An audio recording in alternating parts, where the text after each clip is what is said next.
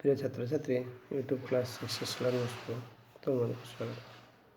ଆମେ ପ୍ରଥମ ଭାଗରେ ଆଲୋଚନା କରିଥିଲେ ଇଂଲିଶ ଏବଂ ବିଜ୍ଞାନ ଇଂଲିଶ ଏବଂ ଗଣିତ ଓଡ଼ିଶା ଆଦର୍ଶ ବିଦ୍ୟାଳୟ ପ୍ରବେଶ ପରୀକ୍ଷାର ଷଷ୍ଠ ଶ୍ରେଣୀ କୋଶ୍ଚିନ୍ ଆଲୋଚନା କରିଥିଲେ। ଏବେ ଦ୍ୱିତୀୟ ଭାଗରେ ଆମେ ଆଲୋଚନା କରିବା ବିଜ୍ଞାନ ଏବଂ ସାମାଜିକ ପାଠ। କୋଶ୍ଚିନ୍ ନମ୍ବର 27, ଭାରତ ସରକାର କେଉଁ ମସିହାରେ କେନ୍ଦ୍ରୀୟ ଗଙ୍ଗା କର୍ତ୍ତୃପକ୍ଷ ଗଠନ କରିଛନ୍ତି? ସଠିକ୍ ଉତ୍ତର ହେଉଛି 1985। ବି 28, ଧନୁଷ ଟଙ୍କାର ନିରୋଧକ ଇଞ୍ଜେକ୍ସନର ନାମ କ'ଣ? ATS anti tetanus serum number B. Answer B ହେଉଛି ସଠିକ୍ ଉତ୍ତର। କ୍ୱେଶ୍ଚିନ୍ ନମ୍ବର 29, ଡାଲି ଜାତୀୟ ଉଦ୍ଭିଦର କେଉଁ ଅଂଶରେ ଯବକ୍ଷାରଜାନ ସଞ୍ଚିତ ହୋଇଥାଏ? ଆନ୍ସର ହେଉଛି ଏ, ମୂଳ ବା ଚେରରେ ଯବକ୍ଷାରଜାନ ସଞ୍ଚିତ ହୋଇ ରହିଥାଏ ଯବକ୍ଷାରଜାନ ଯୌଗିକ ଅଭାବରେ। କ୍ୱେଶ୍ଚିନ୍ ନମ୍ବର 30, କେଉଁ ପ୍ରତିଷେଧକ ଟୀକା ଦ୍ୱାରା ଶିଶୁଙ୍କଠାରେ ଡିପ୍ଥେରିଆ, ଲହରା କାଶ ଓ ଧନୁଷ ଟଙ୍କାର ରୋଗର ପ୍ରତିଷେଧକ ସୃଷ୍ଟି ହୋଇଥାଏ? DPT। ଆନ୍ସର ହେଉଛି ସଠିକ୍ ଆନ୍ସର ହେଉଛି DPT। କ୍ୱେଶ୍ଚିନ୍ ନମ୍ବର 31, ବାତ ଜ୍ୱର କେଉଁ ମଶା ଦ୍ୱାରା ବ୍ୟାପିଥାଏ?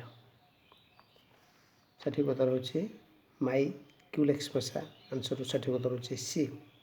ଏରେ ଦେଇଛି ମାଇଏନୋଫିଲିସ୍ ମଶା ଦ୍ୱାରା ମ୍ୟାଲେରିଆ, ଏଡିସ୍ ମଶା ଦ୍ୱାରା ଡେଙ୍ଗୁ, କ୍ୟୁଲେକ୍ସ ମଶା ଦ୍ୱାରା ବାତଜନ। ସଠିକ୍ ଉତ୍ତର ହେଉଛି ସି। କ୍ୱେଶ୍ଚିନ୍ ନମ୍ବର 32, ବିଛା କାମୁଡ଼ିଲେ କ୍ଷତ ସ୍ଥାନରେ କ'ଣ କରାଯିବା ଉଚିତ?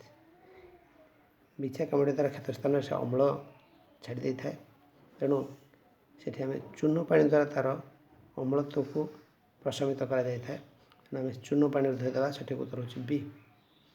କ୍ୱେଶ୍ଚିନ୍ ନମ୍ବର 33, ତାରାପୁର ଠାରେ କେଉଁ ଶକ୍ତି ଉତ୍ପାଦନ କେନ୍ଦ୍ର ଅଛି? ସଠିକ୍ ଉତ୍ତର ହେଉଛି ସି, ନ୍ୟୁକ୍ଲିୟ ଶକ୍ତି କେନ୍ଦ୍ର। କ୍ୱେଶ୍ଚିନ୍ ନମ୍ବର 34, ସୁନାମି କିପରି ଆସିଥାଏ? ସମୁଦ୍ରରେ ଭୂକମ୍ପ ହେଲେ ସୁନାମି ହୋଇଥାଏ। ସଠିକ୍ ଉତ୍ତର ହେଉଛି ବି। କ୍ୱେଶ୍ଚିନ୍ ନମ୍ବର 35, ଜୀବଜଗତ ବଞ୍ଚି ରହିବା ପାଇଁ ମୁଖ୍ୟତଃ କେଉଁ ଜଳ ଉପରେ ନିର୍ଭର କରିଥାଏ? ସଠିକ୍ ଉତ୍ତର ହେଉଛି ବି, ଭୂପୃଷ୍ଠ ଏବଂ ଭୂ ଆଭ୍ୟନ୍ତର। ଆମେ ନଦୀ, ପୋଖରୀ, ସମୁଦ୍ର ଜଳ ଭୂପୃଷ୍ଠରେ ଥାଏ ଏବଂ ଭୂ ଆଭ୍ୟନ୍ତରରେ ଥିବା ନଳକୂପ ଏବଂ କୂପ ଜଳ ଦ୍ୱାରା ଆମେ ଉପକୃତ ହୋଇଥାଉ। କ୍ୱେଶ୍ଚିନ୍ ନମ୍ବର 36, କେଉଁ ପଦାର୍ଥ ଜୈବ ଅବନତିକ୍ଷମ? ଆମେ ଏଠି ଧ୍ୟାନ ଦେବା ଜୈବ ଅବନତିକ୍ଷମ। ଜୈବ ମାନେ ଜୈବିକ ଉପାୟରେ ଆପେ ଯେଉଁ ଆବର୍ଜନା ଗୁଡ଼ିକ ନଷ୍ଟ ହୋଇଥାଏ ତାକୁ ଆମେ ଜୈବ ଅବନତିକ୍ଷମ। ତାହେଲେ କାଚ କପ୍ ନୁହେଁ, ଭଙ୍ଗା ପ୍ଲାଷ୍ଟିକ୍ ସ୍କେଲ୍ ନୁହେଁ, ପ୍ଲାଷ୍ଟିକ୍ ବୋତଲ ନୁହେଁ। ସଠିକ୍ ଉତ୍ତର ହେଉଛି ଚିରା କାଗଜ। କ୍ୱେଶ୍ଚିନ୍ ନମ୍ବର 37, କେଉଁଟି ଏକ ଅସରନ୍ତି ଶକ୍ତିର ଉତ୍ସ ନୁହେଁ? ଅସରନ୍ତି ଶକ୍ତିର ଉତ୍ସ ସୂର୍ଯ୍ୟ ହେଉଛି ଅସରନ୍ତି ଶକ୍ତି,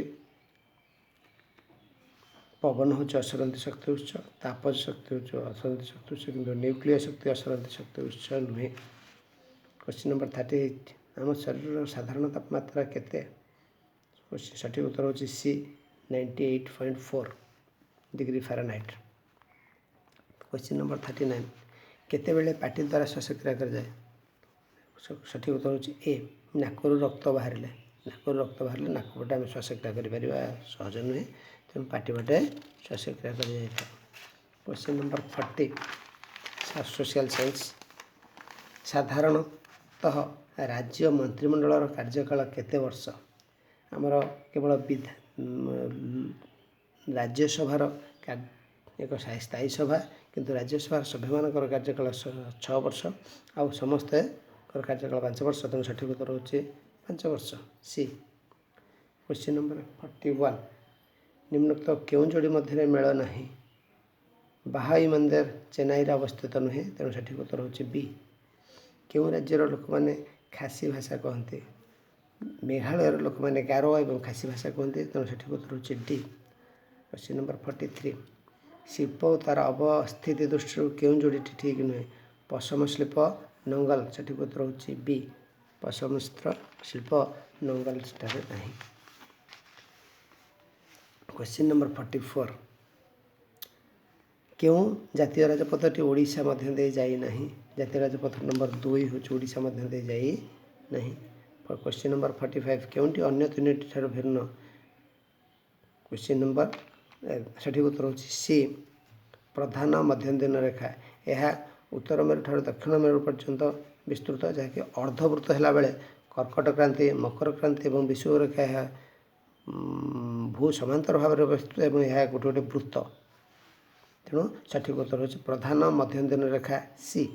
क्वेश्चन नंबर 44 केउं द्रव्यटी आम विदेश आमदानी करिथाउ आम विदेश कागज आमदानी करिथाउ तेणु सठिक उत्तर हो बी। क्वेश्चन नंबर 47 भारत केउं द्रव्यटी विदेश आमदानी करिनथाए विदेश आमदानी करिनथाए चा सठिक उत्तर हो बी।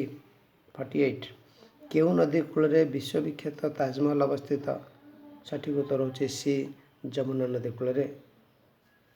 क्वेश्चन नंबर 49 केउं बंदरटी भारतर पूर्व उपकूल अंतर्गत नुहे आलापुझा सठिक उत्तर हो ए यह पश्चिम उपकूल अवस्थित। क्वेश्चन नंबर 50 चंडीगढ़ प्रस्तर उद्यान किए निर्माण करथिले नेकचांद सठिक उत्तर हो सी।